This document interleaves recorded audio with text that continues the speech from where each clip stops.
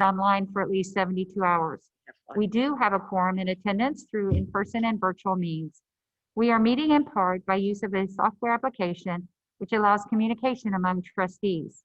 As we would at any in-person meeting, members of the public who have followed the instructions on the meeting notice for registering to address a specific agenda item will be limited to no more than 3 minutes to speak.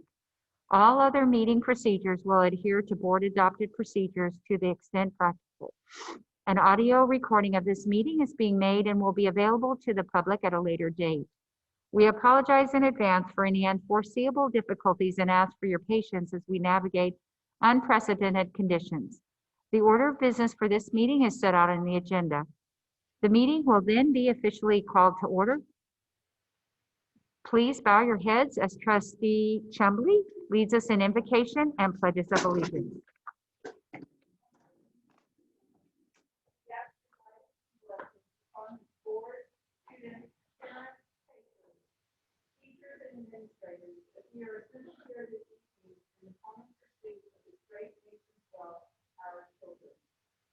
Amen. Pledge allegiance to the flag of the United States of America and to the republic for which it stands, one nation, under God, indivisible, with liberty and justice for all. Honor the Texas flag. I pledge allegiance to thee, Texas, one state under God, one and indivisible.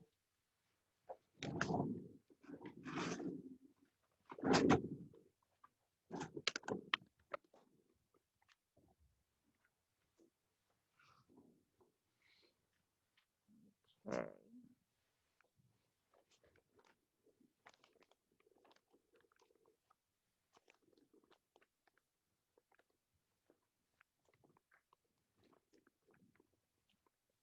Sorry, I'm still trying to bring it up. Give me a minute. Here we go. All the way down to superintendent. All right.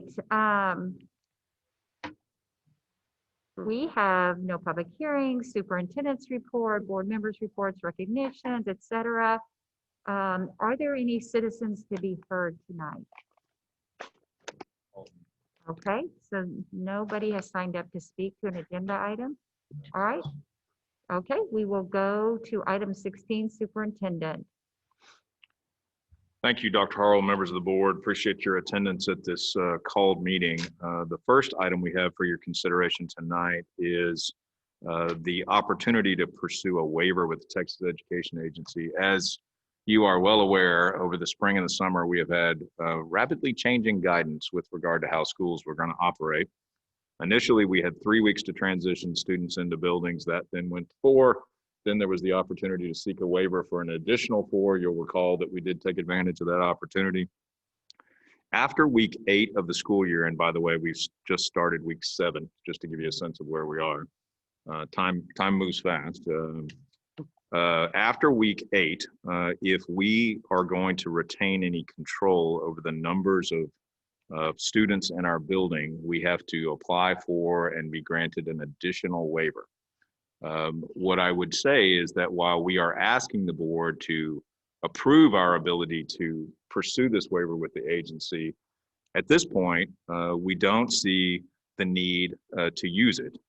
But as all of us know, over the last 6.5 months, it's somewhat difficult to predict what the future will hold, and we think it's in our best interest to seek this waiver and then, if approved, keep it in our back pocket, if you will, as a way to operate going forward.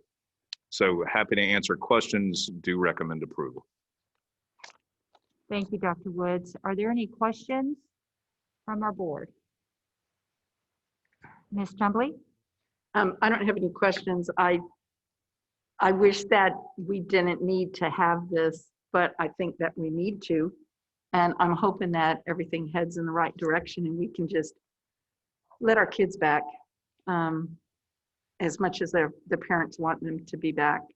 So I believe that you need to have our approval. So I move approval that we submit the waiver. Second. Okay, it's been, okay. We'll do a roll call vote. Ms. Reed? Aye. Mr. Blunt, Aye. Ms. Chumbley, Aye. Mr. Lopez, Aye. Mr. Bedita, Aye. Ms. Freeman, Aye. Dr. Harrell, aye. So the ayes have it, and the possible action for request for waiver has been approved. And we will now move to review of Public Health Transition Safety Plan. Dr. Woods. Yes, ma'am. So quite some time ago, before we had any students in our buildings, we brought to the board both data around the percentages of families who wanted their children in the buildings, and then a public safety transition plan that would allow us to operate with students in the buildings and do it in a safe way. And you'll recall, and we're going to walk through it again tonight, that it has everything from how do we do transportation to how do we manage cafeterias and how do students move in the hallways and those kinds of things. So obviously, since we've had some students in the building now for roughly a month, we've learned quite a bit. And so we've made some tweaks to the original public health safety transition plan.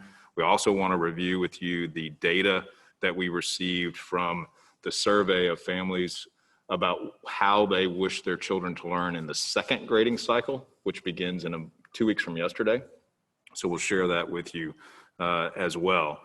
We believe that if the board is willing to consider the changes that we've made here, that we will be able to operate at least at the start of the second grading period, where every family who wants their child to be in building will have that ability to be in building. We feel like we can make that work and do it in a safe way. So I'll get started with the presentation, and then I'm going to ask Jennifer Kruger, our Director of Health Services, to walk through the actual transition safety plan. I want to say, though, before we get started, that we have long leaned on Jennifer Kruger for advice around all things health in our school district, but never more than in the last 6.5 months. And she has been a trooper back when we really didn't have contact tracing as a big part of her day. And now that we have contact tracing as a massive part of her day and weekends, unfortunately, we really have been able to count on her. She's done exceptional work. So I just want to start the presentation with a big thanks to Jennifer. None of the work we've done around public safety of our staff and our kids would have been possible without her expertise and her hard work. All right, so I'll get started. This is a slide that you saw when we originally presented this. What we tried to do was create a plan that was in coordination with a number of folks. So obviously the local public health group, as you'll recall, we did a number of surveys of our families. We held things like teacher town hall meetings. We ran this plan by some of our advisory councils like NEIC and the SHAC, for instance. Both of those groups got to see the original plan. And we tried to take that input and combine it with what we knew and now know more of, obviously, about the science of COVID to try to create a plan that works both from a safety perspective and from an educational perspective. All right. So as you'll recall, we tiered students into the building based on need. And that started the Tuesday after Labor Day. The first 2 weeks just to remember, we were all virtual. Then we started with that tier 1 and have been tiering ever since. Today, yesterday, October the 5th, represented the start of tier 4, where every student who had originally requested to be in building in the original survey of the summer was back as of this week. That is happening yesterday and today, of course, because hybrid's running at high school. My own went back today, as a matter of fact. Do we know what our numbers are of that, Brian? Coming to that. Okay, I'm sorry.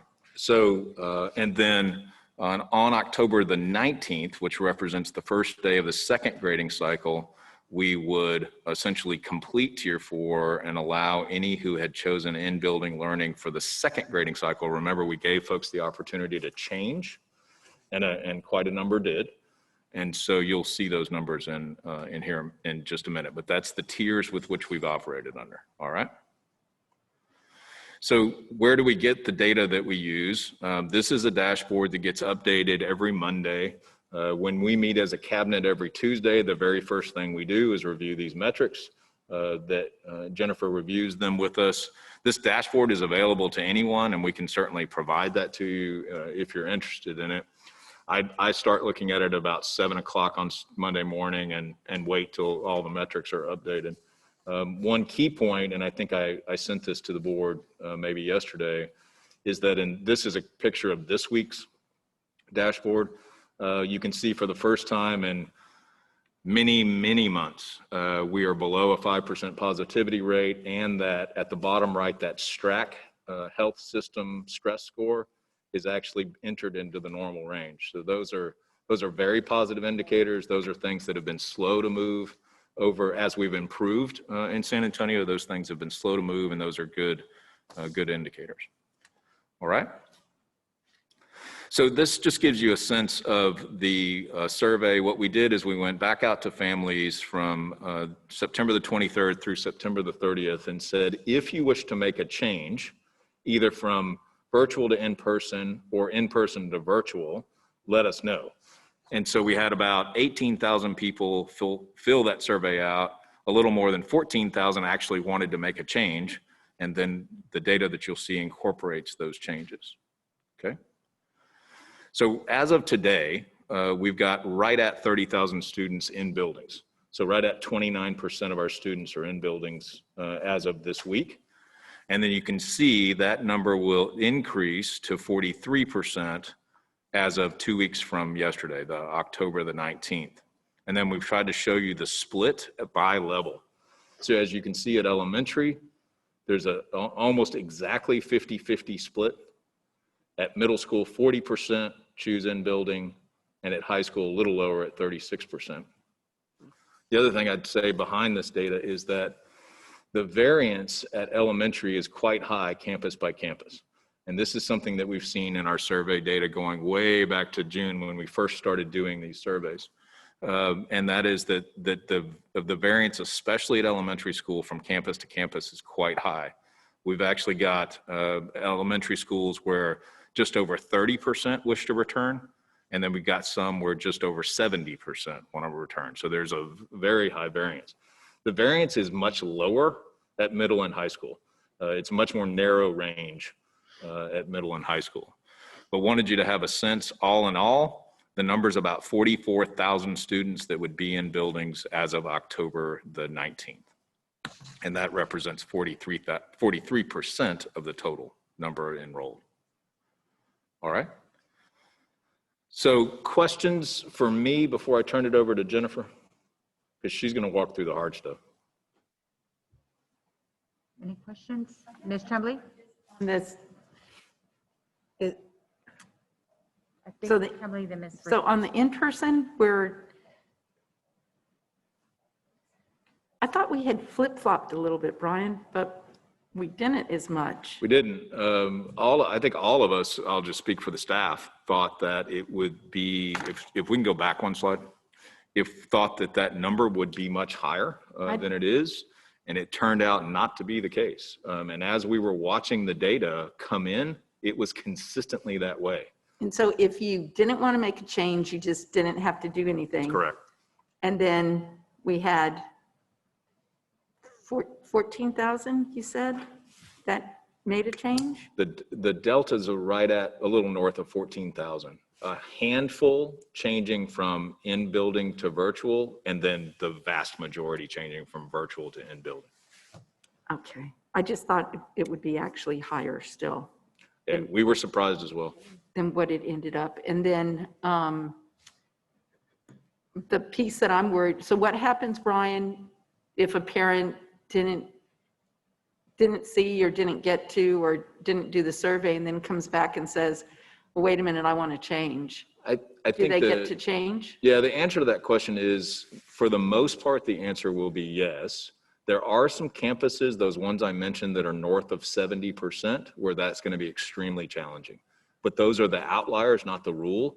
I think for the most part, if somebody calls a principal or calls one of us and says, hey, for whatever reason, I didn't see it and I want to make a change, we'll be able to accommodate that for the vast majority of campuses. I just was thinking it was more of a split, but actually this is really good because I think that you had said just a few minutes ago that we can accommodate everybody that wants to come back with the numbers we have now. So that's a good thing. And then we'll just keep getting better until we can accommodate more. Yeah, I'm excited to be able to say that. I was not at all sure I was going to be able to say that at this meeting. I'm really excited for you to say that too. Thank you. Thanks, Ms. Chumley. Ms. Reed? Yeah, I just had a question. It's probably not going to be answerable very well from what you just said. Are we limiting the number of students in a classroom? Yes, and Jennifer's going to walk you through how we're going to do that. The answer is yes, but we're doing it based not on just a flat number, but a square footage of the room. And then we're also in those cases where we've got a relatively small room and a relatively large number of students, we're going to use other ways to mitigate disease spread, like plexiglass on desks and so forth.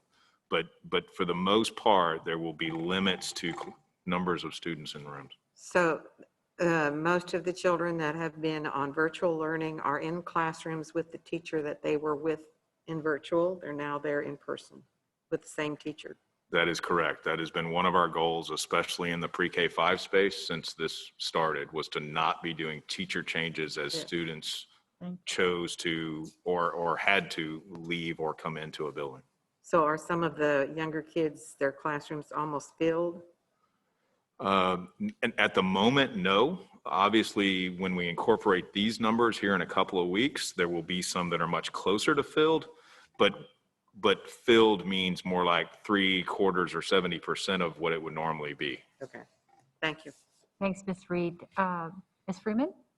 I think Katie just asked my question. I was going to, along those same lines, ask if, especially in some of our elementary classes, if some of those kids were going to have to change teachers. But we think we can accommodate it without teacher changes as of this grading cycle. Now, I'm not promising that is a forever answer, but as of this grading cycle, I think we can accomplish it and not have to do the teacher change, which we think is really important, especially again in that pre-K through 5th grade span, not to have to be doing that. So as of now, that will not be the case. thank you. Mr. Lopez? So if we have, and I'm going to just refer to a dance class. If we have, and I'm talking maybe a specialty class like a dance or a tech class, a CTE class, and there's only one teacher, but we have a lot of students that are coming in that are going to be wanting to come back to in-person and take that class. How would that work out? So, we may have a limited number of dance teachers or band instructors, things like that. How would something like that work? Yeah, so typically those classes are in a larger physical space than a normal classroom anyway, right? So you can accommodate more humans in that classroom and still maintain social distancing. Okay. In those cases where that, for whatever reason, is not the case, we may have to physically relocate, right, to accommodate the number of students. So those are going to be kind of individual campus by campus type calls about what's the right thing to do there. But when you look at CTE, when you look at dance, those typically are in much larger physical spaces originally, Right. And can accommodate a larger number of kids than you would be able to in a traditional classroom environment. And real quick, I had a comment and a question. First of all, thank you for trying so hard to keep our kids together with the teacher that's been taking them through this since the first day of school. I think our teachers have done an exceptional job connecting with the kids and really working on the social emotional piece has been part of their days. And so they really know them so well. So thank you very, very much. The one question I had when you were talking about the variance and numbers of returning students, is there any kind of like demographics correlation or as we look ahead in making plans with our schools that we keep in mind as we are making those plans? Yeah, so as there's been in every survey we've done since June, there's a heavy correlation with socioeconomic status and the schools that kids attend, and then the participation rate in the building.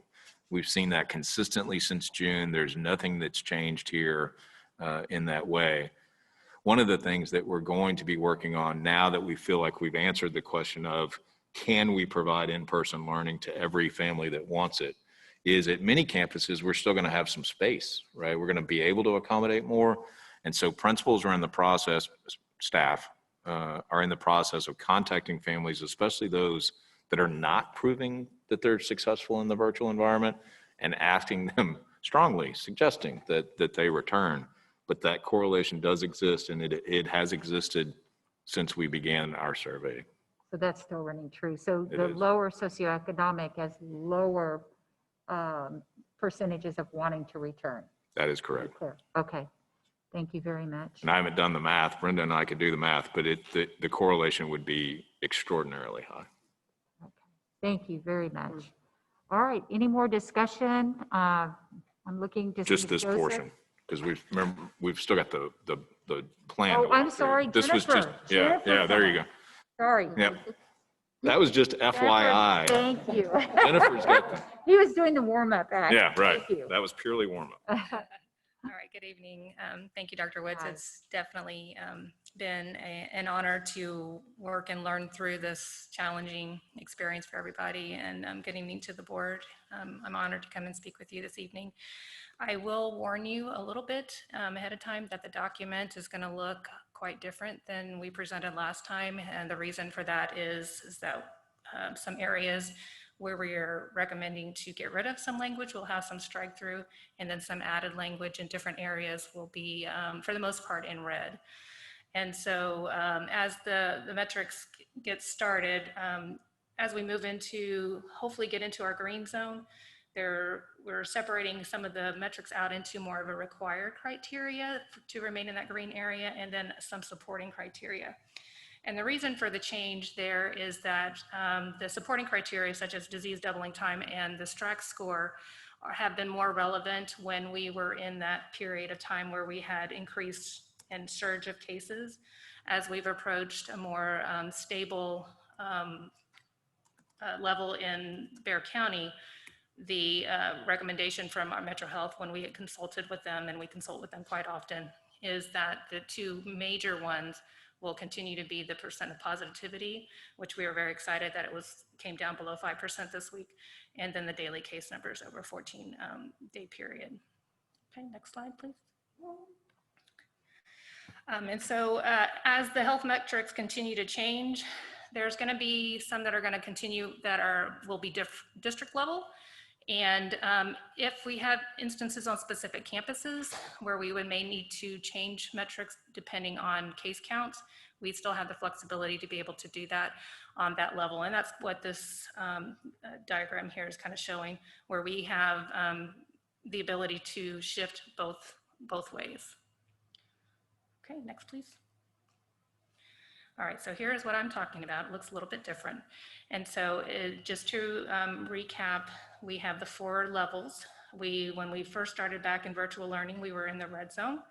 We've been able to move and are right now operating under yellow zone. And as the metrics have actually improved as of yesterday, we are hopeful in a little bit that we will be able to operate under our green zone. And so the biggest changes to the top level there, what I talked about just a few minutes ago, was the required criteria and supporting criteria. And then we spoke with Metro Health last week and trying to discover or determine which type of calculations would be more appropriate as we moved into this second grading cycle. And so that's where that added language there, utilizing the mean absolute deviation to account for small fluctuations, because as we get closer to, as the cases continue to decrease, we needed a way to kind of look at small numbers up, small numbers down, and be able to make decisions based on that. And so we kind of added that information there. Level 2, which we are continuing to be at this point, just a little added in the low to midpoint of the high range, which we are thankful that we are now in the normal range to the upper limit, and then just some taking out of the language there. And not a whole lot of changes to the orange and red zone, just a little bit of word criteria that must be met rather than must be true in that. So that's the changes to that section there. A lot of additional changes will be in here. So the top there, we have not going to make any kind of changes to hand sanitizer, the isolation room procedures, classroom supplies. We think it's still very important. We're working to make sure that all the students have dedicated supplies and electronic devices. Temperature checks, one small change would be it would become a situation-based in the green zone for both staff and for students. Right now, we are continuing to do staff as at home with their daily check as part of their health screening, and then working with students on as needed basis. Our face covering procedures, we are actually would be tightening up a little bit more in the green zone and yellow zone, where we had originally had grades 1 through 12 as being required.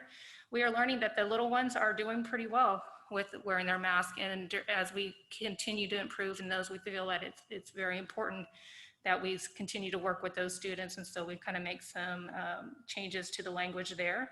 We will still work, of course, with students with special needs, and can kind of move down to the next one. The language below there, the fresh mask, anytime a student would need a mask, or a staff member or visitor, we have the means to provide them a fresh mask each day if needed. Okay.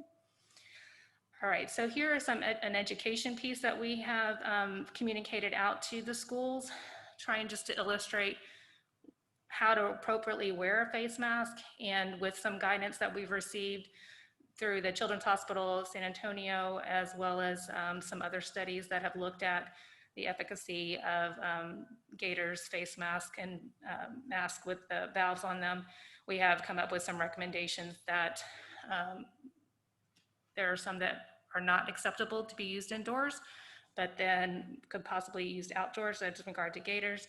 And then also some clarifying language about face shields. There has been a little bit of confusion about the how efficient or how protective a face shield could be by itself. And so we've done a lot of education that in close proximity that a face shield can be worn in addition to a mask. And a face shield would be good for eye protection in the situations that would warrant that. Okay, next slide, please. All right. 1 second. Do you mind if we stop and ask questions along the way? Yes, ma'am. Okay, Ms. Freeman? Thanks. So I'm just curious with little kids and masks. So do most of them come with a mask, or Yes. are we giving them out, or they do? A lot of them, most of them, yes, are coming with their mask, and they are all, I guess as a side, you would be amazed on how cute some of them are. They completely match their outfits and things like that. But yes, for the most part, the kids are coming with their own mask. If they don't, and even if their mask were to get wet or something like that or break, we have ones that we can provide for the students. And if they don't fit well, then we give them something else, or? Yes, ma'am. We have both child size mask and adult size mask that we can provide when needed. Okay, thank you. Yes, ma'am. Mr. Blunt? Yeah, just one technicality I was trying to understand. On the 14 days, like the 4.9 that I guess the city announced yesterday, Yes, Metro Health announced yesterday, we have to wait another week, right, before we'd be in the green zone, since does the 14 days also apply to that? Yes, sir. Okay. Yes. So we are still, even though they changed to 4.9 as their metric for this week, we would still need to meet that metric for an additional week before we would move down a zone. Yes, that's correct. Okay, thank you. I just had a question on the mask. So the face things, we've told our staff that they shouldn't be using those. You know, I'm talking about the kerchief kind of thing. The neck sleeves and gaiters? Neck sleeve. Yes, Thank ma'am. you. The neck sleeve. We've informed our staff that that's changed. Yes, ma'am. Right, They throughout have for the district? indoors. They are still permissible outdoors. Okay, Jennifer, I guess that's the piece I'm not understanding, because what I read about them was that, and my sons love them, and so I had to tell them no, but that that they don't do any good, and that bandanas, just wearing a bandana is even worse, Judge Wolf. And so why are we allowing them outside? We allow them outside in addition to having appropriate social distancing. So the recommendation is still that they wear a face mask. That would be the top choice. for athletics purposes and things like that, where it was thought that gators on the outdoors, when they could still maintain that Just as distance, long- it would be quicker to be able to put and not have to find where their mask is, et cetera, when they're actually on the field doing sprints, things like that. That's kind of the thinking behind that. The overall recommendation is that masks are the #1 choice. But if gaiters are worn, it would only be permissible outside with appropriate distancing. So if we see our students in it doing that, we just need to tell them they need to keep their social distance on that as well. Yes, ma'am. Okay, all right. Thank you. Yes, ma'am.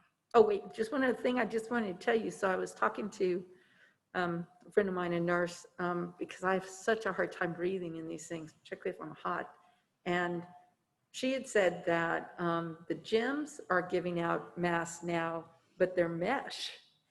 And from reading this, I'm thinking that's not going to be any help when people are working out if they're wearing a mask mesh. But that what I heard today is that gyms are giving them out to the people that are coming in to work out. That's interesting. Yeah, I thought that was I would need to too. I would need to follow up with that if I was asked that question in the gym. And I guess it would depend possibly on what they were made of, but I'd have several questions if they gave me a mask like that. Yeah, I thought that was interesting today. Anyway, thank you. Yes. I think the irony, because our gym does that, and they're called breathable masks, and I'm still not coming back, but wearing a breathable mask doesn't sound like a mask. So I was looking at some of the changes just now, and the mask that I have is not permitted. It has the one I have right now. I just noticed that, right? That is Even though I accurate. have 2 filter packs, I have filters in there.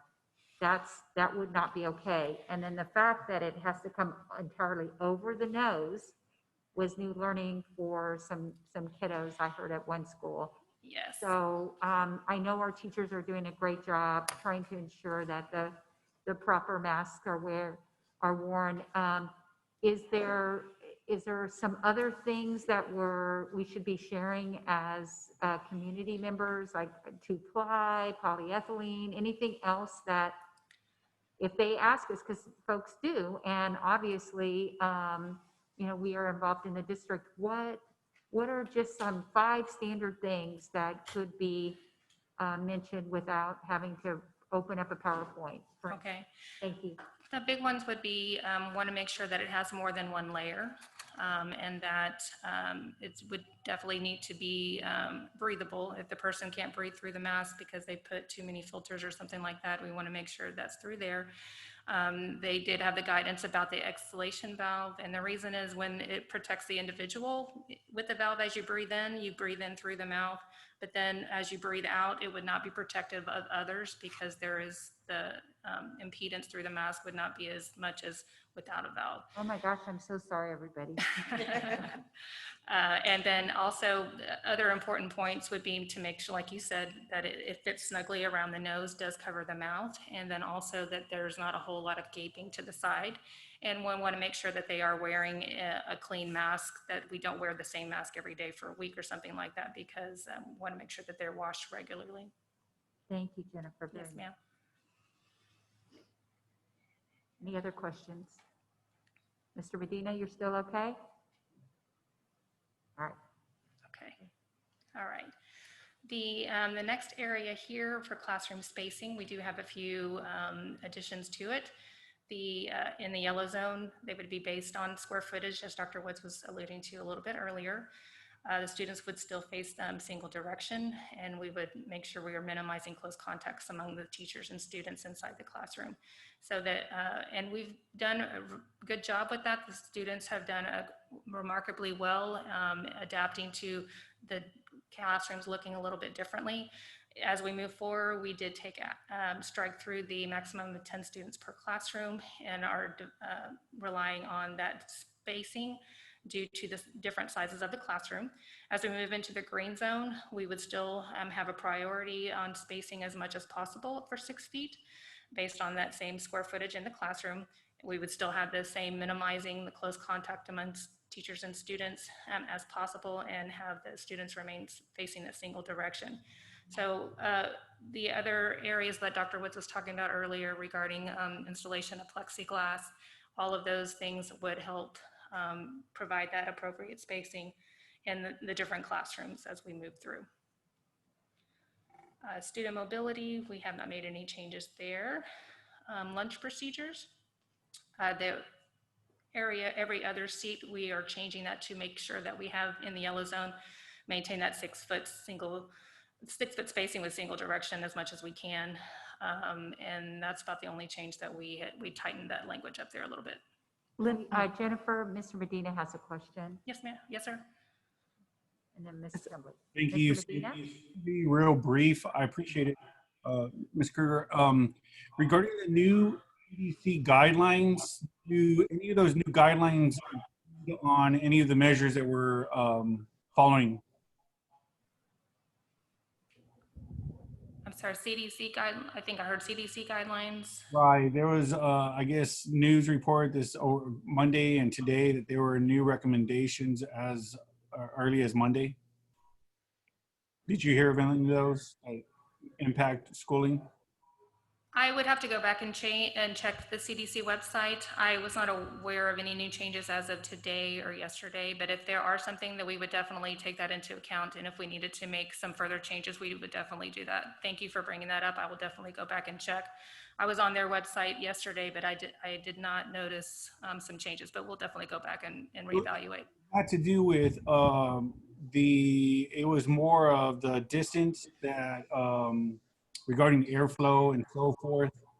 COVID can be airborne further than what the, I guess, the spacing that's listed there and so forth. So definitely, please, if you don't mind reviewing those, I guess, for our next meeting, follow up on. Thank you. Absolutely. Yes, sir. Okay. Ms. Tremblay, you had a question? Well, and my question is Yes, probably ma'am. different than Joseph's on it.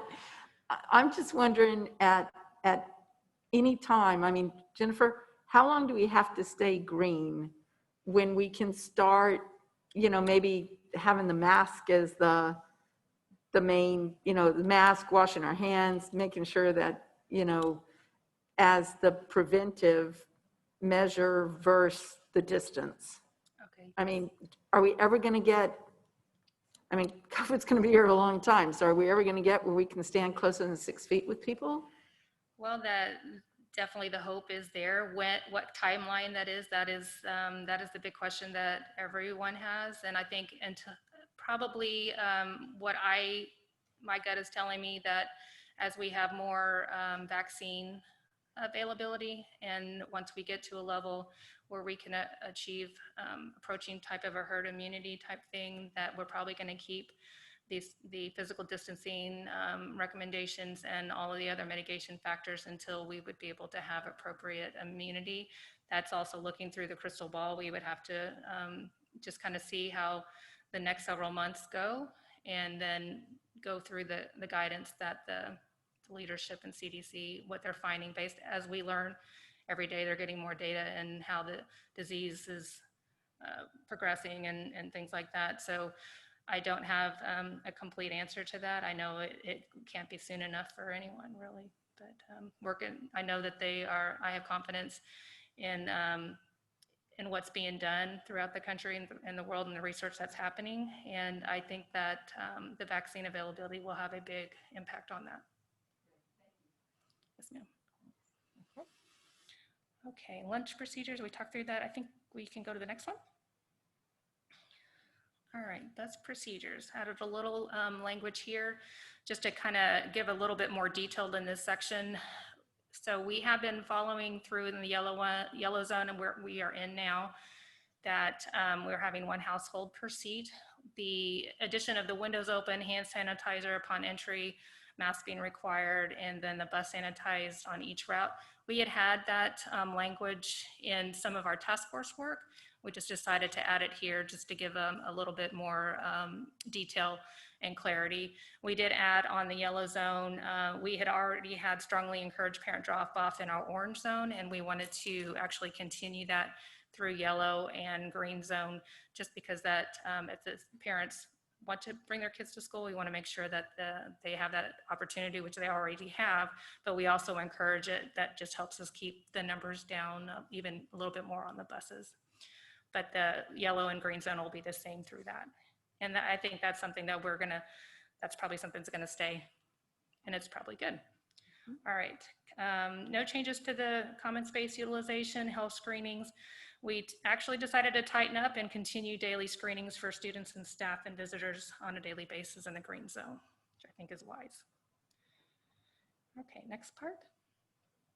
Okay, so athletics, we didn't make a whole lot of change to. Worked with Mr. Michalka to get some additional guidance as they would adhere to fine arts. So a lot of language you'll see there, and it does differentiate between outdoor programs and indoor, same formula, group size, but make sure that the safety is adhered to on the ratio there. You can't really see, I think it's 1 to 25 there in the yellow zone. In the green zone, we would approach a more full capacity, but even at full capacity, still maintaining distancing, making sure that the masks are worn and all of those other safety things there. Okay. The next two are actually the categories that are added to there. They were not included before as in our initial plan. So discovery through elementary time, whereas kids have music and STEM lab and things like that. Campuses will follow guidelines. The fine arts has some excellent guidelines on there, as well as our technology folks have done a lot of work on how to keep the devices safe, how to clean them. And so we, in this portion, we just added that simple language there just to acknowledge that we do have procedures in place that are dictated through those different departments, and they work through those on each campus through that. The school extracurricular and clubs was recommended by Patty Sanchez about as we are able to start returning to some of those activities with the kids after school, that we wanted to acknowledge them in their plans so that the safety procedures are communicated that they are out there and that they will be in accordance with the entities there, UILTEA, and when it's like for the younger students, if we don't have specific guidelines from the other two entities, the Northside CNI has come up with their own plan for those. And this statement with the general one there, it used to be, if you probably don't recall because it was at the bottom with a little asterisk, we just decided that it needed a more important part, so we just added this whole row here just to illustrate it a little bit better. But the language there was there before, it just looked a little different. Dr. Hurl? Right. Go ahead. I'm sorry, Ms. Freeman?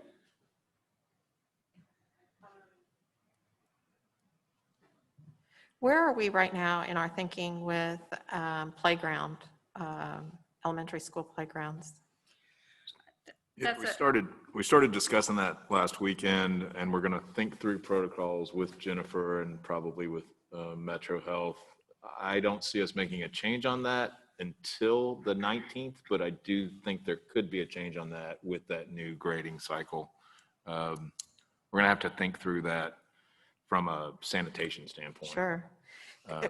So right now they're going outside, but it's just free play, or? Right. Yeah, we've not been using the playscapes, and that's the thing that we have to think through. Going outside is not an issue. We've been doing that since any children were back.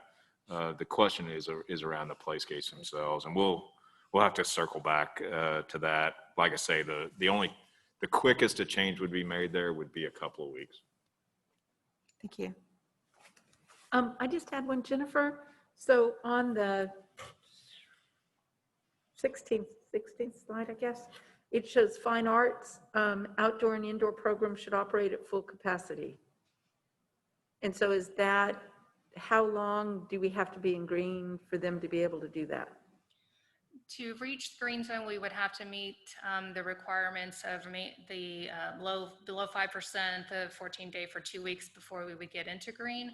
Once we are there, then they would be able to, in theory, have implement those type of programs as best that they can, as long as we can still make sure that the kids have the distancing and those other factors that we look at for safety, hand sanitation, availability. I know right now they're working on, especially with the band kids, getting the mask appropriate to play the instrument and all of that. Okay, so I think that's what was confusing me. So when we say should operate at full capacity, that's full capacity that is applicable to the safe distancing and of course mask, but the safe distancing. So you can be Yes. full capacity if you can support full capacity with safe distancing. Yes, ma'am. If not, then we are still limiting to X number of students to be able to. Yes, and you have to use a little creativity in certain to make sure that we can accommodate the students, but make sure it's in a safe manner. Yes. Okay, thank you. Yes, ma'am. Mr. Blunt? You may have said it, I may have missed it. The contact tracing, that's totally handled by Metro Health, correct? Actually, Somewhat. yes, so a lot of the contact tracing is being done at the campus level by the school nurses. And so they will do the immediate investigation and then identify contacts, cases and contacts. And then health services, my department is also involved in working through the different scenarios because they're all unique. And then we also consult with Metro Health for guidance on procedures, on next steps to follow. A lot of them is that we're just reconfirming the thinking that we've done as our nurses have gone through the Johns Hopkins training. They received several hours of how to do contact tracing. And they've done a really good job. As we have had some cases come through, of course, that first time go around is, you can imagine, is a little nerve-wracking. And so but they've done a great job, and we work very closely, myself and then Tara Dye, the Assistant Director of Health Services, work through them. We have a good relationship with our Metropolitan Health District, working with the epidemiologists there. And I feel blessed that they have been extremely responsive in answering our questions. We call them several times a week. And sometimes it's like, we're not real sure on this one. And other times this is what we've done. Is there anything else you can recommend? And I have to commend the nurses. They're doing a great job, and they're working very closely, of course, with their campus administrators. And if it has to do with any athletics or any other type of extracurricular, all of those staff members have been great. The communication has been excellent. Because it can be tedious. I'm trying to dig through, and talk to several people about, can you tell me a little bit about how this happened? What was the situation here? And all through that, it's not something that we want to rush through, because we want to make sure that we are identifying anything that needs to be identified the first go around, rather than having to revisit and do more tracing later. And it sounds like we go a little bit further than the trigger being a positive case and within 6 feet of that positive case. We go beyond that? We do. It's a combination of distance, so the 6 feet if they were less than 6 feet, but also the amount of time, duration. And so it's depending on the type of activity, 15 minutes is usually the guiding port that we go through. And then also were masks worn? What was the activity that was being done? Was it in an enclosed space? Was it in a large space? So there's a lot of different variables that have to be evaluated on each case. Yes, sir. I had two questions, if there's, I'm looking around, okay. I was looking for it and listening for it, but I could have missed it. Is there any intentional increases in outdoor time as part of a transition plan? Any more time, longer recess, double recess, or kids eating outside, things like that? In the eating outside has been recommendations depending on the site, the type of campus and things like that. We've encouraged a lot of creativity and how you can accomplish things outdoors, and utilization of outdoor classrooms and things like that. I know they have had some language about how can we better or more utilize those types of spaces. So I know that work is being done there too. And then the teachers have done a great job being creative, thinking out of the box. How can we do something outside just to, other than getting the kids up out of their desks or things like that. So as I wouldn't say that it's like a a super formal format type of thing. The campuses are kind of taking that up on their own to utilize what they have to the best in their different spaces to accommodate the kids and make their day as fun as possible as they're learning. That's kind of what I've been hearing. But the plan itself does not dictate specifically, other than there was some language about for lunchtime kind of rotating between different areas that could be utilized in the classroom, in the cafeteria, and alternative spaces there. But our campuses have heard the advantages or the research behind or in support of benefits, I guess, for lack of a better way to say it, like in a formal setting, like at a principal's meeting or some things like that. So Yeah. it has been shared. We've had that conversation, and then as we get to what we're talking about, the week of the 19th, many campuses will need that kind of availability to feed kids, and you won't be able to put that many in cafeteria with 6 feet of distancing and all of that. Thank you. And then I know it's probably not part of this health plan, but I'm thinking of one of our board superintendent goals related to social, emotional, and mental health with our kiddos. So this really adheres to taking good care of the body. I'm wondering, and maybe it comes out of academics, an update on how have we been also taking care of the hearts and minds of our kids and families along this, transition path. So, and it could come later. You probably don't need to respond to it today. I'm just kind of thinking out loud. Yeah, I think that's probably more of a conversation in another. Sure. And I can assure you that a lot of conversation is had about that. I have the privilege to serve under Dr. Ridgely. And so we meet quite often about the whole child experience and social emotional learning, how that needs to be done. And then we also made the decision that as part of our panel that we include a counselor on there, because we need to make sure that those needs are addressed. Thank you very much. Yes, ma'am. Appreciate it. Any other questions? Okay. Thank you very much. Thank you. Thank Yeah, you. thanks, Jennifer, for all of your work. As we did the first time, Dr. Harrell and members of the board, we would ask for the board's consideration of approval of the revised public health transition safety plan. All right. Is there a motion, Mr. Blunt? I'll second. All right, Mr. Blunt, I'll second. motion for approval, and Ms. Reed seconded. So we'll do a roll call vote. All right, Ms. Reed, Aye. Mr. Blunt, Aye. Ms. Chumbley, Aye. Mr. Lopez, Aye. Mr. Medina, Aye. Ms. Freeman, Aye. Dr. Harrell, aye. So the ayes have it, and it has been approved. So we will now move to the next item, the naming of the Gulm Area High School. And I just wanted to revisit the naming process one more time. The 8th grade students who will be the first graduates of a new high school shall be provided the opportunity to conduct research in social studies on Supreme Court justices and to recommend names for the school. A report summarizing these recommendations shall be provided to the board for consideration in selecting a school name. And so this process started a year ago, and we are here tonight to discuss some more with possible action. Any comments on that? Ms. Reed? Yes, thank you, Dr. Harrell.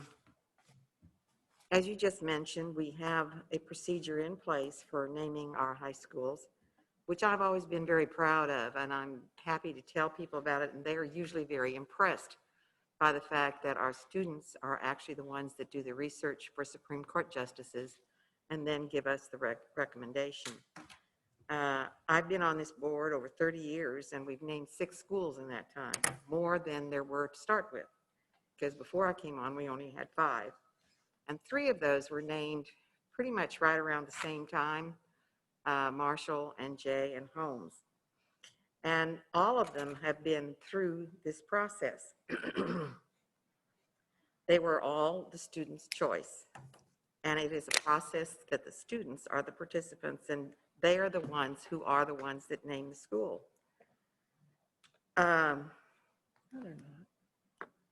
This is the process with, I'm sorry, I made some notes and I can't read them.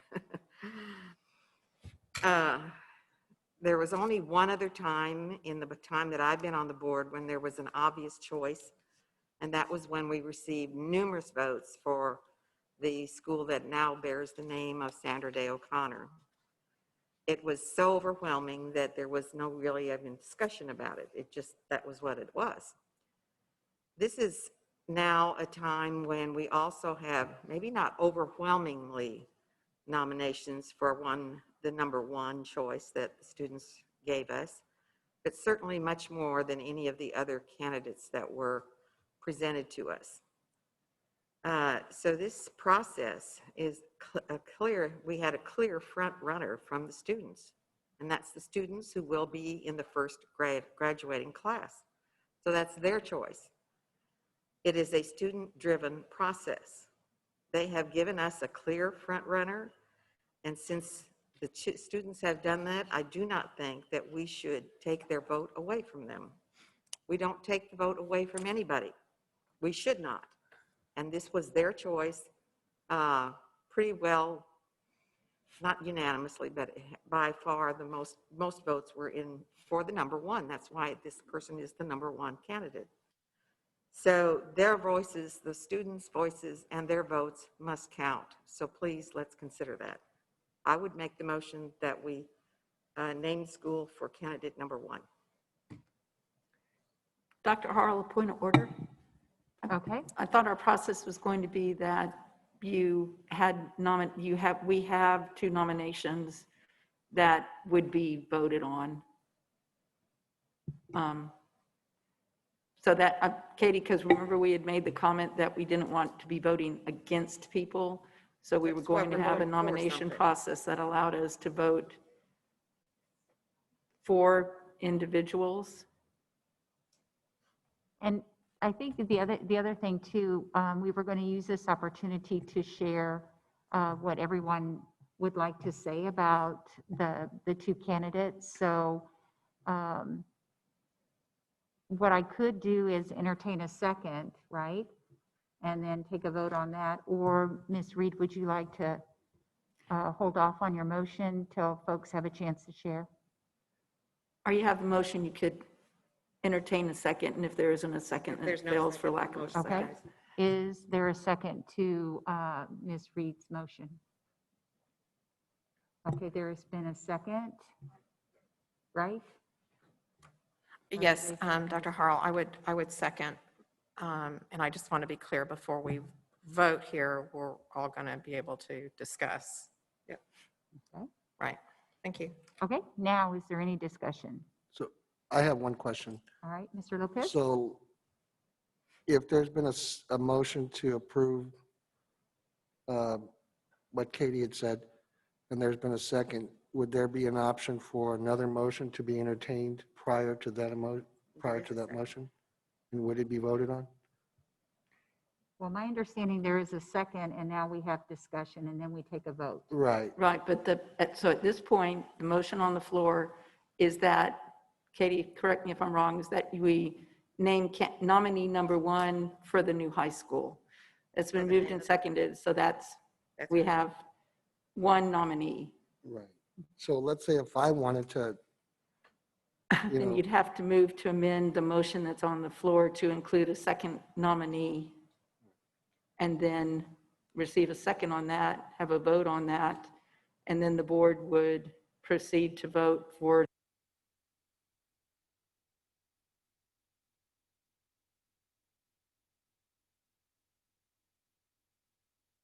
so we either vote after discussion, we either vote up or down for that one person. And the only way to add a second person is to vote to amend the motion that's on the floor to add the Yeah. second nominee. If that person doesn't get the nomination, then you vote for the next person.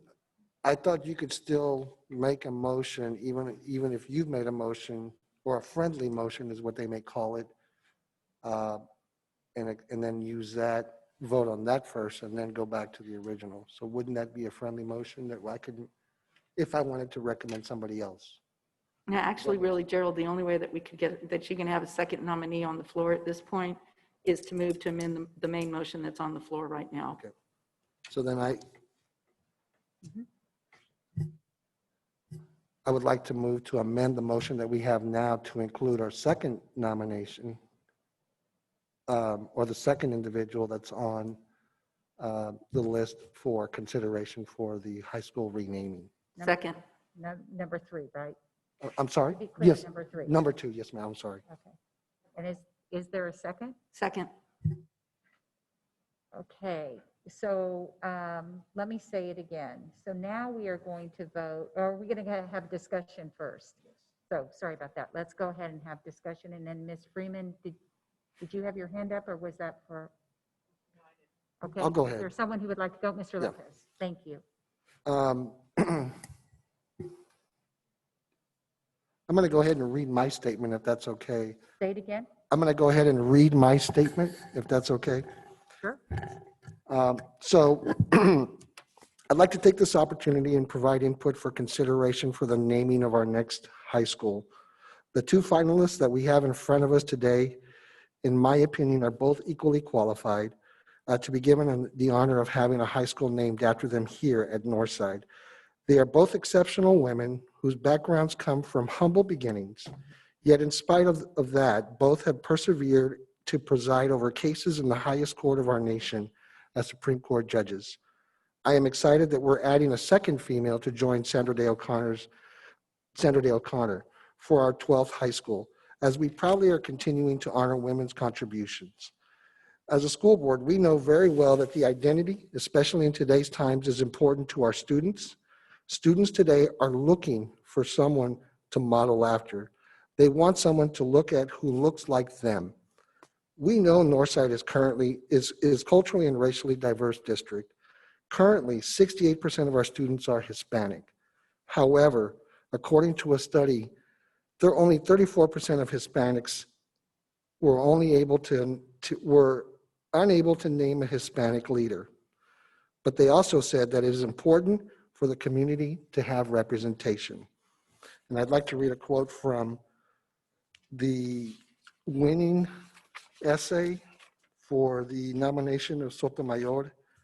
I don't have the name of the student, but she says, Sonia Sotomayor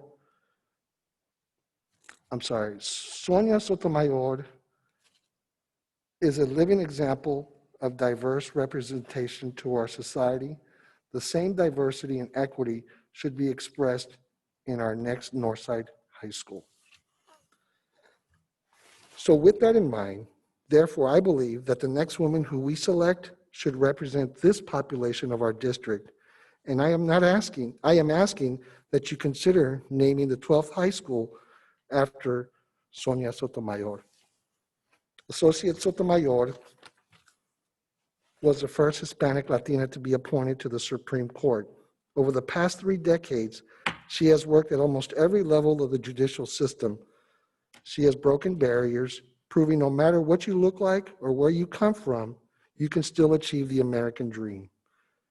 Former President Obama selected her not only for her sterling credentials, but because of her wealth and personal experience, personal experience, having faced barriers and overcoming odds, thus making her a great role model for our students. And as we celebrate Hispanic Heritage Month, let's make history here tonight by also reflecting the values of diversity in our district by naming our 12th high school after not only the second woman, but the first Hispanic Latina Supreme Court Justice, Sonia Sotomayor. I ask that you also take this into consideration as well. Thank you. Okay, thank you, Mr. Lopez. Other comments? All right, Ms. Chumbley?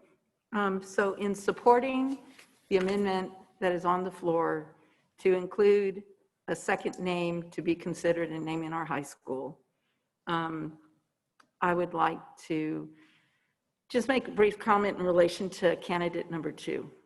And so, Katie, I do agree that we want the students to be a part of it. I think I look on their recommendation more as advisory to us, to bring us the top candidates. I don't think I look at it maybe the same way that the final decision is based strictly on on student votes. I think that there's lots of things that we consider in regards to what the name that is born on our high school represents. And so y'all know I'd been struggling on this, but I did a lot of reflection and some more studying, and I found a couple of interesting facts. Is candidate number 2 was actually named by George H.W. Bush to their first position on a court, which I thought was an interesting statement in relation to that, and probably some of a more moderate view on some things. But there's 2 factors that really have me feeling that this individual needs to be listed, at least for this board to have an opportunity to vote. Again, I want to vote for someone. I don't want to vote against someone. And so 2 things. I remember when I first got on the board, so this was a long time ago, and there was a young woman, that was when the board was still meeting and interacting with students as a group. And there was a young woman, and very, very articulate, and just bright, just a bright young woman. Had a lot of ambition and goals. And I remember her saying that her goal was to be one of the first women to sit on the Supreme Court. And it was the first minority woman to sit on the Supreme Court. And I remember it after all these years because it was such an important statement to her that there be a Hispanic woman sitting on the Supreme Court. And so in looking at different statements that candidate or the individual number 2 said, I ran into this statement and I thought, and this was current when she had made this.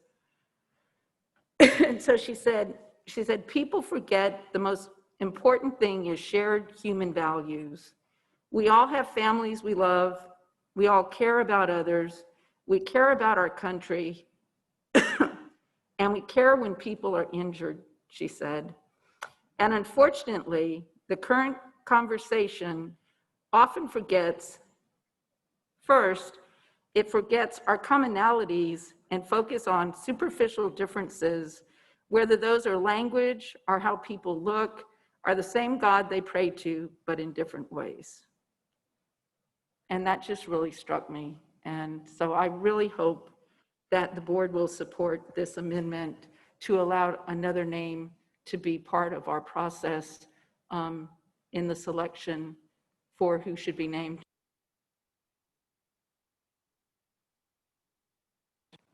Okay, any other discussion? Okay, so there's been a okay, Ms. Freeman? No. No. No, just if you have something to say. So go ahead. I thought we had a motion in a second. You do. Okay, so for the amendment, right? All right, I just want to make sure. Everybody okay? And we have 3 candidates? No, it will, yeah, it will be So- to amend. So so at the last meeting, we opted not to open new nominations. Right. So we ended up with 2 nominees, and this will allow, so the amendment will allow both nominees to be voted on. Okay, everybody clear? All right, so we're voting on the amendment to allow a second nominee, which was number 3, but now it's number 2, because we've used that interchangeably. So, okay, all right, we're good to go. All right, we'll do a roll call vote. Yeah, Tell me. yeah. Okay, so help me with this. I thought we would do the amendment to allow 2, and then that would allow discussion or sharing on the other candidate, or no, we do it now? Now, you're still taking information, I think. Okay, so if we want to entertain the same kind of support for the first candidate, number 1, we do it now? Okay? You All could, Carol, I mean, you could. Okay, It's a all little right. cleaner if we just vote and have the amendment, because then you kind of know who, then it's kind of, it's more clean cut. But That was it's my thinking whichever, there. you can do either way you want on it. I mean, I'm sorry.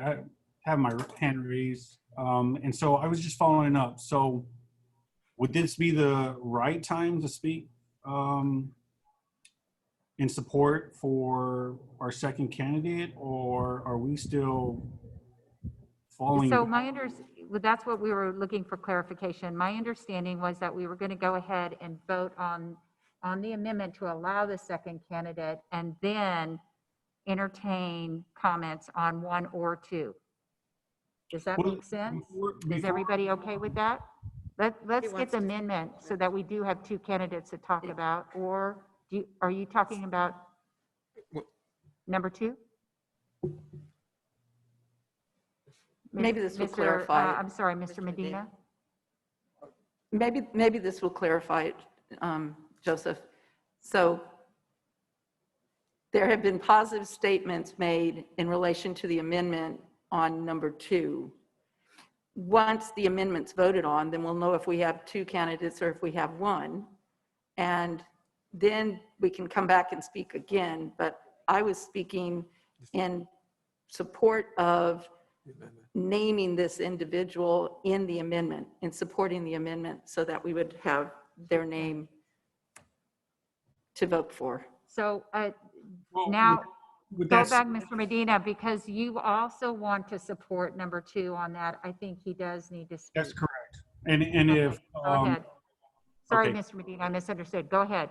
right, so I'm just gonna also just kind of I'm kind of leading off with one of our other trustees' comments from the end of our last board meeting regarding some of the issues that we have today in comparison to a year ago when these nominations were made.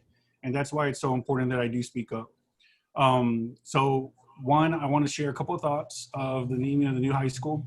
I'm very supportive for the nominations that are provided, the 2. Importantly, our finalists, they share many commonalities among, we share a lot of commonalities with these namesakes. We're committed to our community. We're committed to our livelihood, our civic responsibility, honor toward mankind, and also to our nation. And so just real quickly, I'll also share, what I know. September 24th, about 2 weeks ago in 1789, the Judicial Act was passed by Congress and signed by President George Washington to establish the Supreme Court of the United States, and named one of our namesakes, John Jay, as Chief Justice. Its purpose is ultimate jurisdiction over all laws, constitutionally defining the laws of the land, while resolving significant issues of their time. We are at a critical point today as it relates to our current unknowns toward resolving social issues and other future man-made atrocities. Our Supreme Court will continue to make decisions that impact our environment, economy, education, our community, and preserving the good for all. In my opinion, how we view schools, the brick and mortar, will soon plateau, and the future naming of high schools in our great district will eventually cease. I say this because I feel that our decision can and may transform our outlook for our community. Last month, the State Board of Education has again approved additional charter schools to expand locally impacting our neighborhoods. In addition, last month, one of our local business journals explained in detail how large facilities like shopping strips and malls are being repurposed to boost its commercial real estate businesses. While many of these charter schools have members who have huge vested interests in these facilities, real estate, imagine if a charter school or a charter adopts a campus naming protocol like our own and names a facility after a predominant U.S. Supreme Court justice who resembles a sign of hope for our community and helps resolve issues of our current times. One that resembles our diverse community and continues to strive to make it inclusive for all people. Our children have seen them speak on early childhood programs, discussing meanings of important life terms and interactive explanations of roles and responsibilities of Supreme Court justices, specifically a justice who fears none and who can dissent from the pressures that, like our teenagers and young adults, endure day in and day out. Our community needs more than ever a glimpse of hope for the future, whether it's through career development in education, environment preservation studies, clean energy, medical breakthroughs, and globalization wellness. I believe that justice that is a sign of hope for our community is and will continue to be the opportunity to build a prosperous and is in the best interest of our district. And I'm recommending candidate number 2. Thank you. Thank you, Mr. Medina. Any other discussion? Okay, so we are voting to amend the motion that now will allow 2 candidates, number 1 and now number 2. And then we can have further discussion after that. Is that everybody clear? Yes. Okay. All right, we'll do a roll call vote. Ms. Reed, No? Mr. Blunt, Aye. Ms. Chumbley, Aye. Mr. Lopez, Aye. Mr. Medina, Aye. Ms. Freeman, Aye. Dr. Harrell, aye. So now we have 2 candidates, number 1 and number 2, to talk about. Anyone who would like to share now on either candidate who hasn't shared yet? Okay, Ms. Freeman, and then Mr. Blunt, are you asking to? Okay. I sorry, made you mine were sort of close last to the time. button, okay. All right, Ms. Freeman? Thank you, Dr. Harrell. So while I was looking at the 2 candidates that we have actually talked about here on this board, we carried 2 candidates. Now, I was looking at the volume of work that's been done, and I'd like to speak on behalf of number 1. She was born in Brooklyn. Father was from Russia, mom born in New York. Her mom graduated from high school at age 15 and wanted her daughter to get an education and hopefully become a history teacher. Mom died before the candidate graduated from high school. The candidate attended Cornell, and there she met her husband. They certainly were not married at the time, but she met the person who's soon to be her husband. She graduated from Cornell with the highest ranking female in her class. She got married after she graduated. She worked for the Social Security Administration at the age of 21, became pregnant, and she was demoted in her job. Went to Harvard Law School. She was one of 9 women out of 500 total students. Reportedly, the dean invited all the women to dinner at his home and asked them why they were taking the place of a man. Her husband took a job in New York City. She transferred to Columbia Law School, was tied for first in her class. And I'm mentioning this because this is somebody that I feel that our students, one of the things that I think our students would look up to.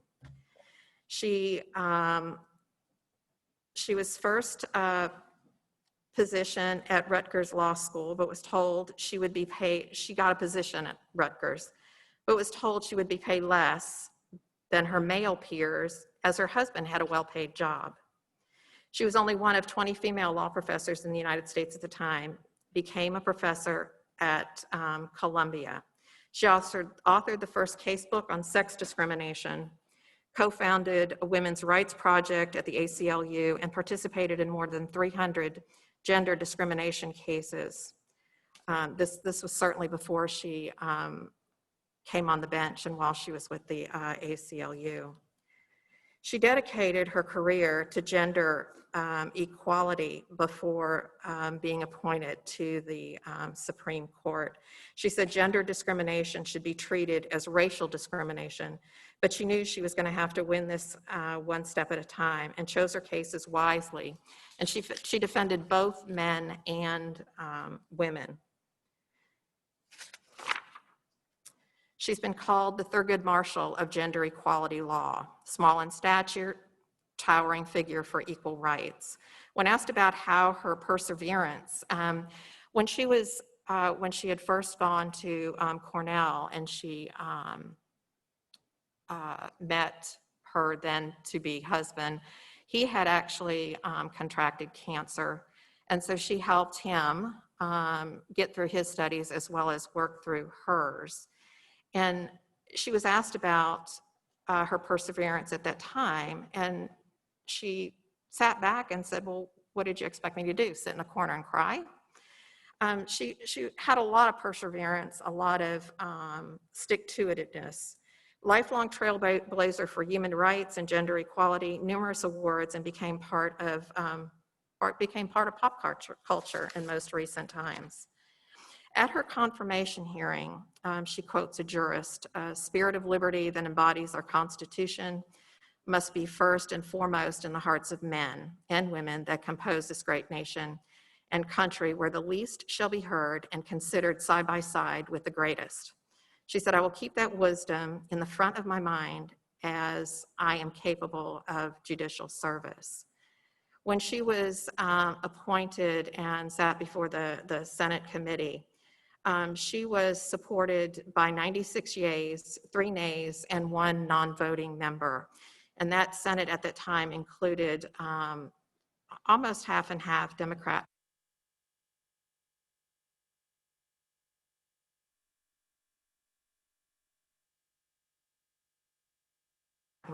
In her recent passing, her daughter-in-law made a comment, her daughter-in-law, Patricia Michaels. In battling illness, sexism, and discrimination, she never allowed herself to be distracted from her path of creating what she called a more embracive constitution, one that embraced previously excluded groups, including women, people of color, immigrants, and the LGBTQ community, not just grudgingly, as she put it, but with open arms. She was known as the Great Dissenter. She said that dissents speak to a future age. It's not simply to say my colleagues are wrong and I would do it this way, but the greatest dissents do become court opinions, and gradually over time their views become the dominant view, so that a dissenter's hope that they are writing not for today but for tomorrow. Some quotes I found that I thought were relatively inspirational and certainly speak to what a role model she would be for our students. Fight for the things you care about, but do it in a way that will lead others to join you. Reading is the key that opens doors to many things in life. Reading shaped my dreams, and more reading helped me make my dreams come true.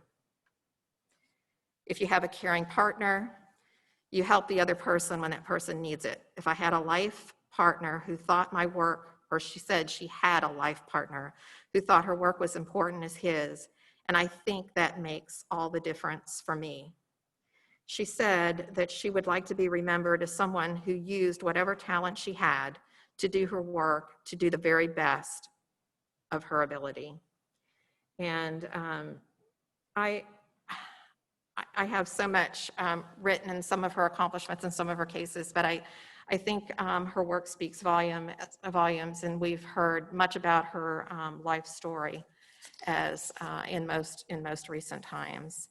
And my nomination is RBG.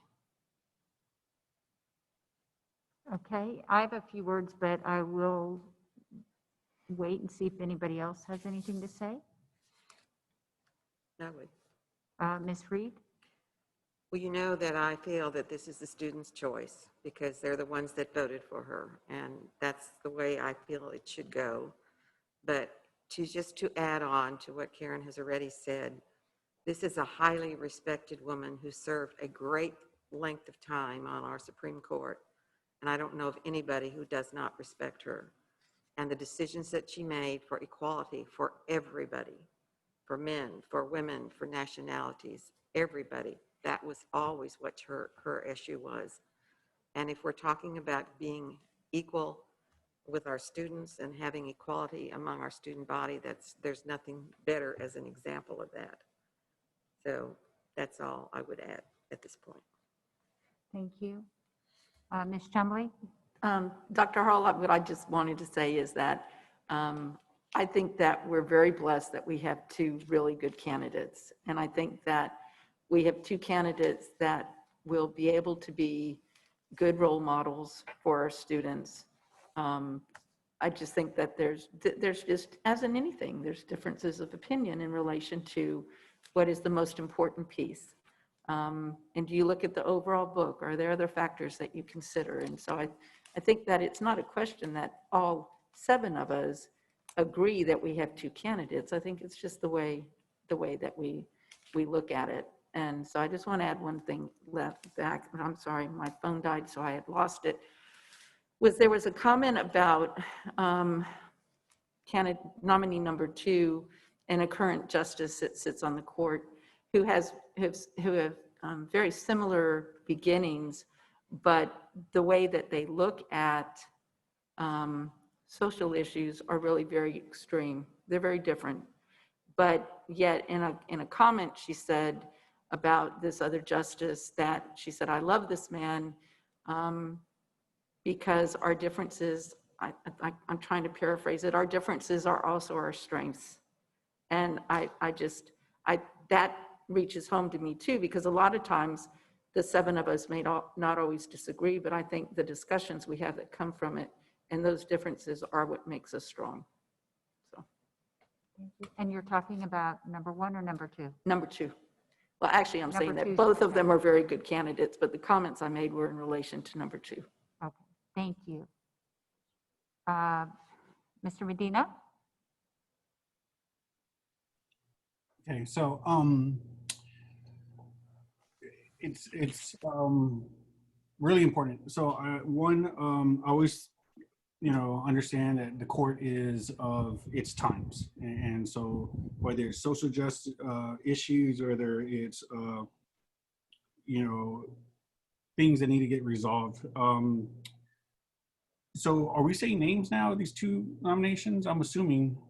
No. Well, it started out that way. We had a practice of saying number 1, number 2, but it's obvious now that it's number 1 is Justice Ginsburg and number 2 is Sotomayor. So go ahead, because the cat's been out of the bag anyway.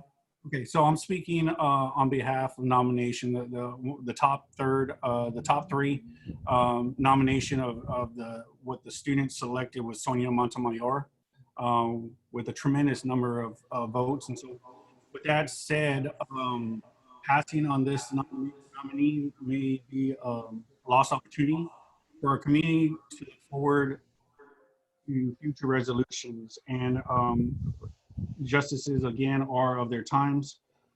Sonia Montemayor, in her own words, described herself as a perfect affirmative action baby. Born the same year of Brown versus the Board of Education. It said recently she's issued a 58-page long dissent. That is over 3 times longer than the opinion upholding the law,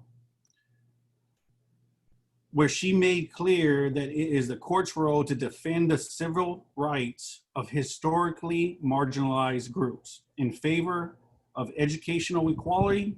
Her statement, the way to stop discrimination on the basis of race is to speak openly and candidly on the subject of race. And so with the climate that we're living in, there are so many things that need to be addressed.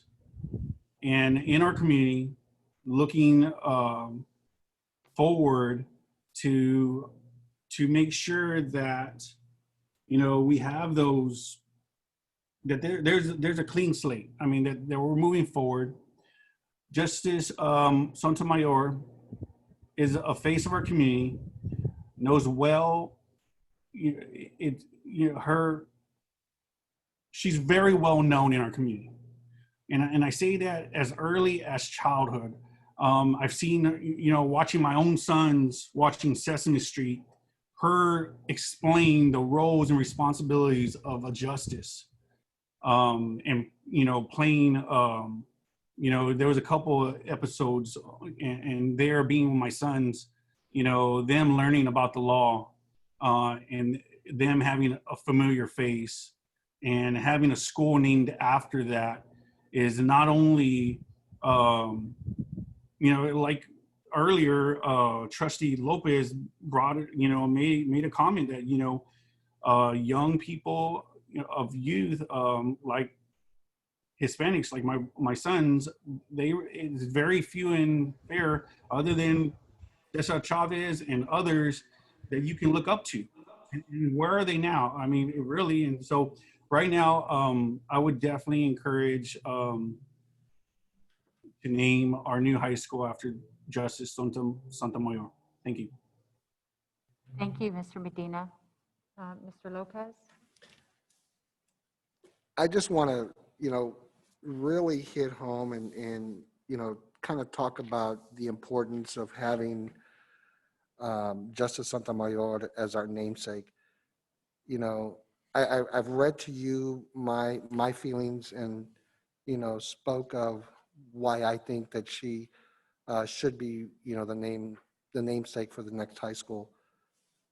But looking at and going through all of this and hearing that, you know, to me, what I imagine more about is, should we name this after her? What I can imagine and what I can see in the future is our students sitting there and talking to her, sitting there, you know, in a discussion and asking questions as to, you know, what was it like for this when you were 8 years old and you were diagnosed with diabetes at a time that diabetes wasn't even, you know, there wasn't much of a cure. They didn't know much about it. So, you know, those are challenges and barriers that a lot of our community, Hispanic, specifically or especially in Hispanic community or minority community, where health is a big issue. And in that, you know, in that scenario, if she was to be named the high school namesake, you know, there's so many things that they could learn from and hear from and still see and follow, you know, still follow her for years to come. Thank you. Okay, thank you, Mr. Lopez. Anybody else? Okay, I just wanted to spend a few minutes with my remarks as well. As you know, our board thanked our fine arts educators and film crew and staff earlier today, and for the wonderful student performances at Tassa Tasby. It was incredible. Part of that presentation was an address by our superintendent where he expressed gratitude for standing on the shoulders of giants. Whenever she spoke, Justice Ginsburg was at pains to say that she stood on the shoulder of giants. At her confirmation hearings, in her prepared statements to the Senate, she was meticulous about who truly deserved the credit for her landmark career, and it wasn't RBG. We could not have come to this point, she said, and I surely would not be in this room today without the determined efforts of men and women who kept dreams of equal citizenship alive in days when few would listen. People like Susan B. Anthony, Elizabeth Cady Stanton, and Harriet Tubman come to mind. I stand on the shoulders of those brave people. I haven't heard or read any public speech where she hasn't thanked by name allies, champions, fighters, of whom she inevitably saw herself as a beneficiary. She cast herself as someone lucky enough to be in a long line of champions and fighters, and also as someone determined to pay it forward to the people who would someday stand on her shoulders.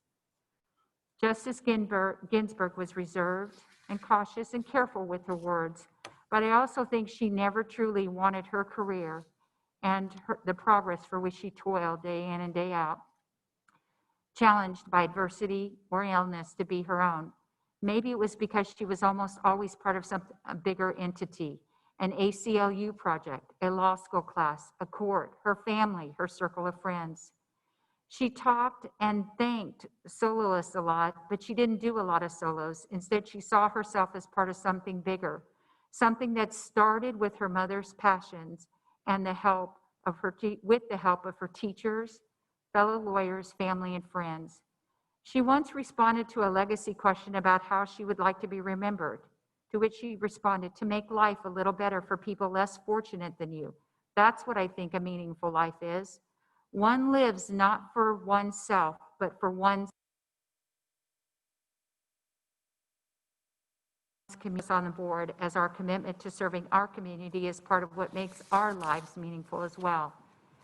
I just wanted to echo some of her meaningful life events. I believe, as Trustee Freeman mentioned, she spent almost 8 years as general counsel for the American Civil Liberties Union, where they had on their website at her passing, very few individuals have had such dramatic and lasting effects on law as RBG.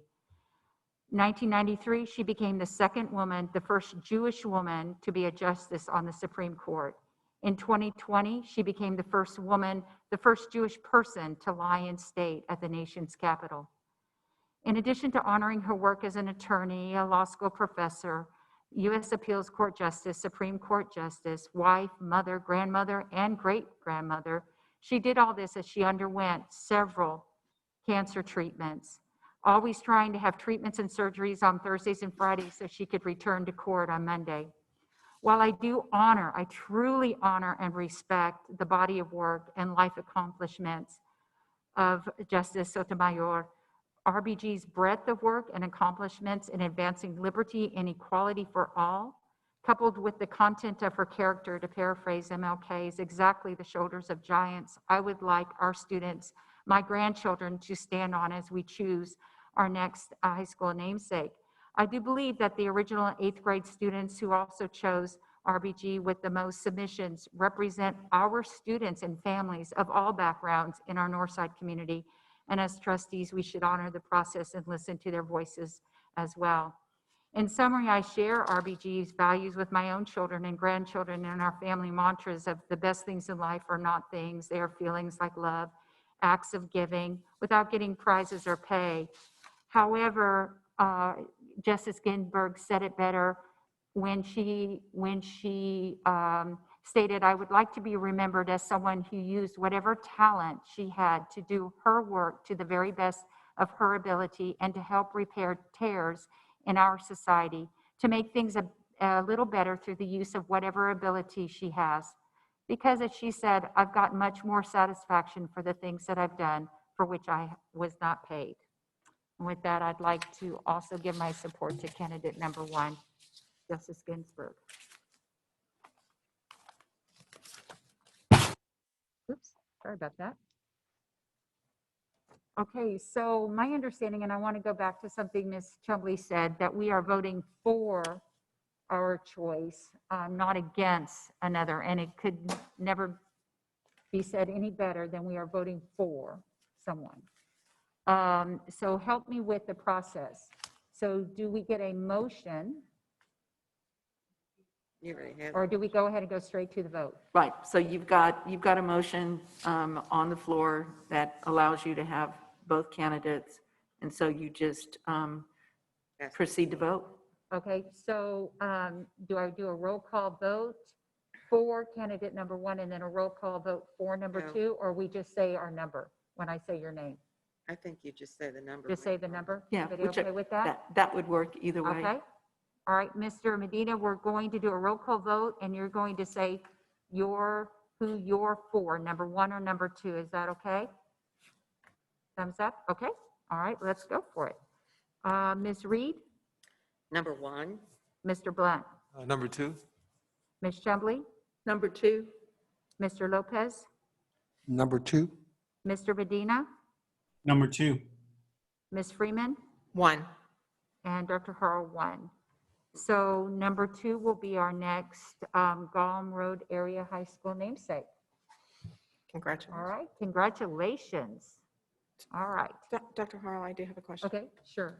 So there were several essays on all these candidates. I don't believe that we have actually selected there was a few top essays. I just, and normally when we dedicate the high school, that particular person or the student is recognized. I think we need to speak as to how we go about that process All right. in selecting the essays from the numerous ones that we have. That's a really good point to do that, where it allows us to look at several of the essays and then make a decision on that. I have a suggestion, and then if you don't mind, that perhaps we could talk about it. I don't remember how many, it doesn't matter. But what if we divide those, staff could send us copies of the essays, we divide them up, and then each of us come up with our top one, and then we share, and then perhaps vote on the 7. That's just a suggestion. This is There's not something we've done 56 before. 56 of them. There 56. So divided by 7, that's not a bad number to, I'm wondering if we could, I don't think we need to talk about the no, numbers. when is the next total, but- academics meeting? Do we have one coming up? We don't have one scheduled yet, but Okay, would that be a good opportunity to discuss it in committee first? Don't we have a policy committee coming up? Yeah. I would suggest that we talk about it Okay. in policy, as to what the process would be, and then hopefully we could name it by the 27th, on the October 27th meeting. Maybe November. And that's I fine. think, I'm trying And to that's remember when fine the too. I mean, policy because that meeting doesn't is. have to be, The 12th, okay. why don't we talk about it on, why don't we put it on the And we'll policy? talk about it on the 12th and see if we can get it underway. Yeah. Okay. Okay. So policy on 1012. Yeah, thanks for bringing that up, Karen. That's a really good idea. point. Any other questions? But staff did the one for O'Connor. All right, so it is, and we do have to go to executive session. It's 7:43. The Board of Trustees, October 6th, will convene in closed meeting in accordance with Texas Government Code Sections 551071, 551072. And let's go. Are we going back over there? Yes. Yes.